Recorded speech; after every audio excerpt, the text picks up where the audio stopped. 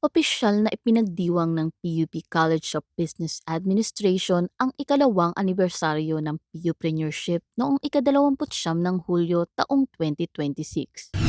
Kasabay ng paglulunsad ng PUpreneurship 2.0 na nagbigay pugay sa mga natatanging PUpreneurs at mga tagumpay ng student entrepreneurship. Dinaluhan ito ng mga opisyal ng universidad, industry partners, alumni at student entrepreneurs. Tampok sa programa ang ceremonial signing ng partnership, pagkilala sa mga natatanging PUpreneurs, at iba pang inisyatibong naglalayong palakasin ang ugnayan ng akademya at industriya. Isa sa mga tampok ng pagdiriwang ang pagkilala sa outstanding young PUpreneurs at iba pang awardees na nagpatunay na ang mga ideyang nagsimula sa loob ng pamantasan ay maaaring maging matagumpay na negosyo.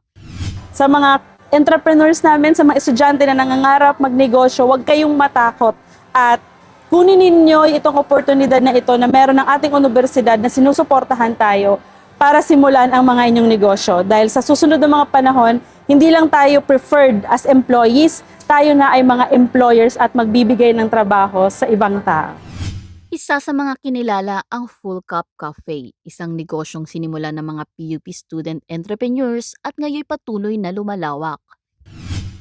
Naging makabuluhan ang araw para sa kanila dahil sa umaga ring iyon ay isinagawa ang grand opening ng kanilang ikalawang branch, isang milestone na kasabay na kanilang pagkilala bilang award-winning PUpreneurs. Yung full cup po, kaya po siya nag-grow po into an actual business with the help of PUpreneurship Organization po of CBA. So meron po kaming mentorship para po, malaman po namin kung ano yung mga dapat gawin sa pagtayo ng isang business.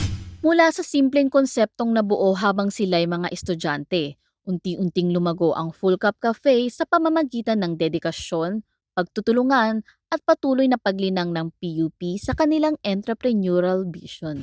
Sa tulong po ng PUP Association of Student Entrepreneur, we have received connection po for fundings, investor po, so that we can execute po yung plan na nabuo po namin sa negosyo po.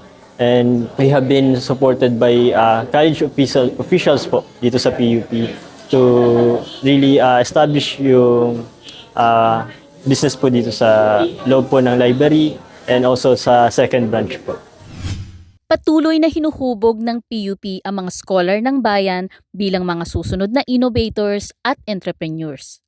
Ako si Jing Bermelio, Tanglaw ng Bayan.